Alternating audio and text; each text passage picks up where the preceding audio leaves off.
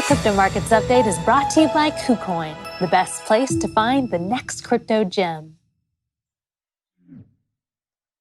All right, let's have a live look at Bitcoin right now. The CoinDesk Bitcoin price XVX index currently trading at $45,394. Bitcoin is slightly down about 3.9% over the past 24 hours. The CoinDesk Ether price ETX index right now at 33.01. ETH also sliding back almost 3.9% over the past 24 hours. And the CoinDesk DeFi index right now at 305, also slipping losses of about 6.1% over the past 24 hours. All right, Emily, who's our next markets guest? Joining us now to discuss the crypto markets is Jason Guthrie, Europe Head of Digital Assets at ETF and Asset Manager WisdomTree. Welcome, Jason. Hey, thanks for having me. Welcome, Jason. Hi, guys. Thanks for having me. Nice to have you here. So we have seen recently was quite a surge in prices, Bitcoin, other assets, but there was recently a sell-off as well. How would you explain that? I'd be curious actually to hear your explanation, both of the surge and of the sell-off, to the extent that one can even explain these things. The market's always going to be, crypto market is always difficult to put an exact driver on. It's going to be very responsive to the supply and demand dynamics. I think what we've definitely seen happening in the last 3 months is, as it pertains to the sell-off, is a risk-off sentiment in investors generally. And crypto has not been isolated from this. We saw big sell-offs in tech stocks. We saw responses to inflation news, responses to the crisis in Ukraine. And this has resulted in a broad market sell-off, people running to what they view as their most liquid safe havens. But sort of post the panic or post the acute part of that sell-off, we have seen them coming back to the areas that interest them most. And crypto has definitely been in that. So the recent rebound, I attribute to the continuing popularity of the asset class. I wonder, Jason, how much of it you attribute to this recent vote by EU Parliament. They're passing this privacy-busting crypto rule framework. The lawmakers are set to end even the smallest anonymous crypto transactions and plan measures that could see unregulated exchange cut off. What do you think this impact might have on Europe at large for the crypto industry? And is that contributing to the price decline? I think it will be having an effect. Anything that sort of limits a certain segment of the investor base, their ability to invest in it, or potentially limits their rationale for coming to the market, they're going to change their behavior. And so I think to a degree you'll see some selling pressure for this. But I don't think that in the medium to long term, this is going to have a large impact on aggregate demand for crypto. I'm personally a big believer that sort of regulation in its aggregate will be a driver of more mainstream adoption of crypto. We're still very early in this space. We are still at 2% or so of global adoption. 200 million of people so globally. I think the next 2 billion that come into the space, to the technology, to the asset class, this is going to be the real driver. And appropriate regulation can only build trust. So we might get a short-term blip from a given piece of legislation. Medium to long term, I don't think it's going to impact the demand. The trend remains intact, I believe. Yeah, I'll just note that the legislation has to go through Parliament and national ministers who meet as the EU Council in order for the law to pass. So there's still some a wait time to see if that law goes through. I also want to mention that WisdomTree is launching crypto exchange trade products for Solana, Cardano, and Polkadot in Europe. Tell us a bit about this and why you chose those altcoins. Sure. So, the expansion of the product range, really represents us increasing the usability of the toolkit that we've got here for institutional investors in Europe. And it is a response to demand that we see from clients primarily. That's what always drives our product development decisions.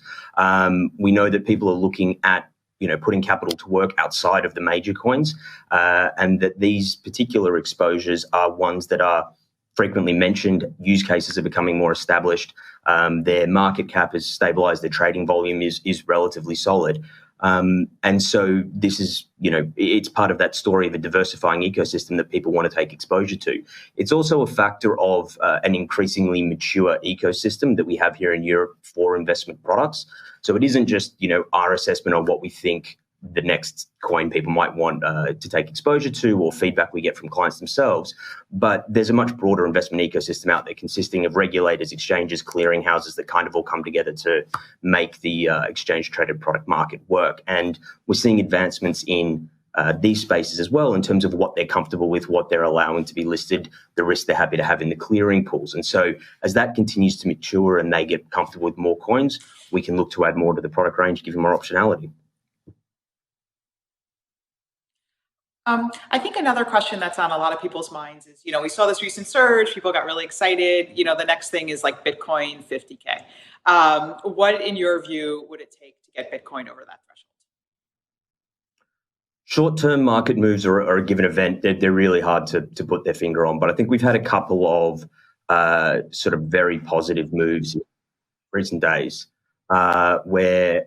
over kind of recent months. I think the executive order is been a really positive move that we saw coming out of the US administration, highlighting the need to embrace the technology, its potential impacts on inclusive financial systems, and the US's desire to have a whole administration approach to really driving adoption of that technology. I think this is a really big boost.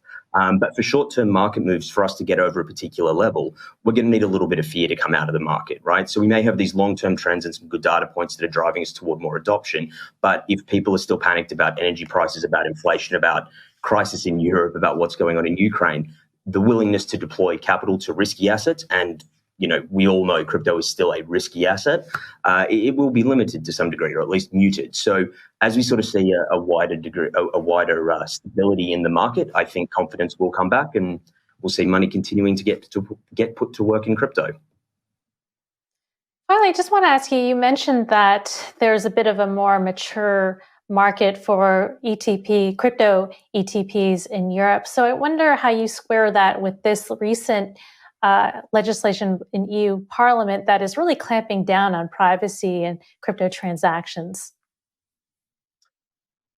It's unfortunately, the approach from regulators is far from homogenous, and we see this across the various branches of government, of regulators within a given country. Globally, it's incredibly fragmented, and we'll see different departments or different branches working on different elements of this at different points in time. So although we may see something that's not necessarily the most supportive piece of legislation coming down on the privacy basis, as you mentioned, we do see continued advancement from certain jurisdictions or exchanges or market participants that are allowing greater access to the product set.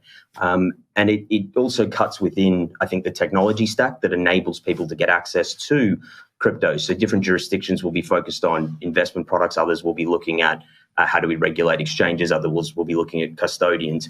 And the way their approach to this will be different. So I think we're definitely going through what is sort of a big global experiment from a regulatory, from a legislative perspective, where different areas are going to try different things. We'll find out what works. We'll find out what drives adoption. We'll find out what really supports or doesn't innovation.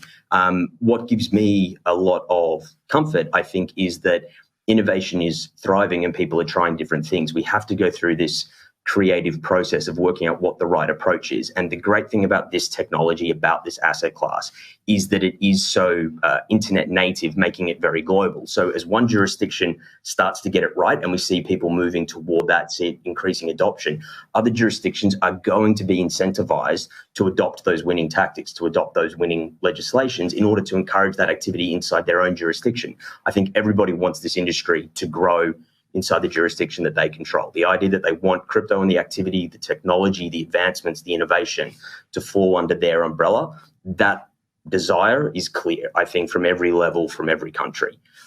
We just need to find the right model that works. And I'm an optimist, so I think we're going to get there.